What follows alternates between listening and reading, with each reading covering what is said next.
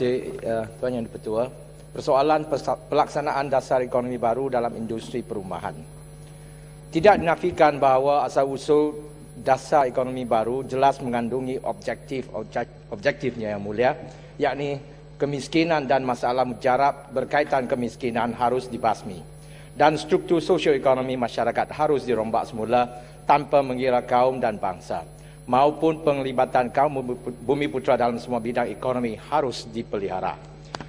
Namun demikian, saya ingin mengutip satu perkara anti-progresif di mana intipati DEB telah diketepikan kerana terdapat satu penyelewengan besar yang tampak sekali dalam industri perumahan.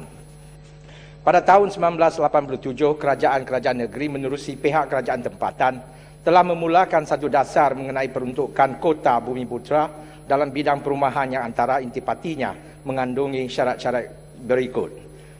Bagi mana-mana projek pembangunan yang terdiri daripada lebih 4 unit, sama ada unit kediaman atau komersial, pihak pemaju harus memperuntukkan sekurang-kurangnya 30% bilangan unit kepada Bumiputra, di mana pembeli Bumiputra diberi 5% diskaun pada harga jualan.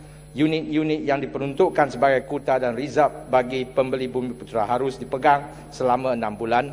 Unit-unit berkenaan hanya boleh dilepaskan untuk dijual di pasaran umum setelah pupusnya tempoh 6 bulan tersebut dengan cara pemberitahuan umum menerusi akhbar Melayu sebanyak 3 kali dalam 6 bulan terkemudian.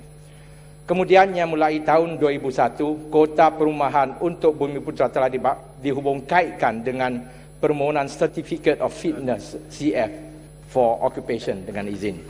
Sedangkan amalan penentuan CF secara tertakluk kepada peruntukan kota perumahan Bumiputra sebenarnya tidak pernah termaktub dalam mana-mana landasan perundangan, baik di peringkat persekutuan atau negeri. Amalan sedemikian sebenarnya dikendalikan oleh badan-badan berkuasa tertentu pada peringkat negeri dengan adanya penyelarasan peningkatan peringkat persekutuan. Amalan ini disebut sebagai syarat kelulusan, clearance dengan izin, dan syarat ini ditetapkan oleh unit penyelarasan Bumiputra peringkat negeri. Amalan ini telah dihalalkan ataupun direstui oleh kerajaan BN. Badan penyelarasan yang berkenaan ialah Jawatan Pemandu ataupun JKP, bahagian penyelarasan perenjitaan Bumiputra, dalam singkatannya BPPB.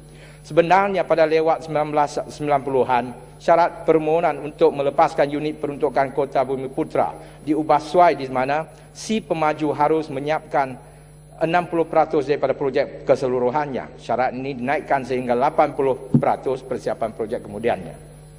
Maksudnya terdapat holding cost dengan izin. Holding cost bagi pihak pemaju kian melambung dan ini menunjukkan ketiadaan efisiensi dalam sistem ekonomi negara.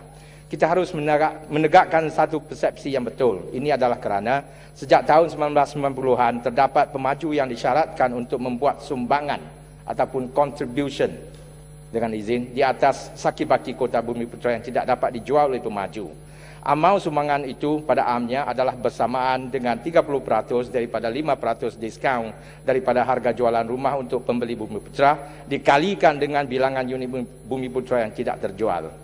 Yang lebih pentingnya, keluaran CF tidak lagi bergantung kepada syarat-syarat teknikal, tetapi kini ianya tertakluk kepada sumbangan kewangan kepada agensi-agensi yang direstui oleh Perdana Menteri dan Dr. Kusukun, bekas Ketua Menteri Pulau Pinang. Kalau kita ambil contoh di Pulau Pinang, dan ada satu laporan di The Star 29 bulan Oktober 2000 sebagai satu rujukan.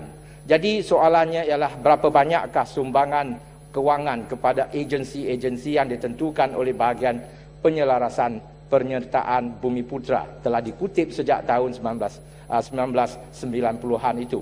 Kemanakah duit sumbangan itu telah pergi? Kita tiada maklumat. Namun persoalannya tidak dapat diketepikan. Bolehkah kerajaan ini janji yang butir-butir lengkap mengenai sumbangan ihsan daripada si pemaju itu dapat dipampang di internet dan di media bahasa yang telus? Sekian, terima kasih.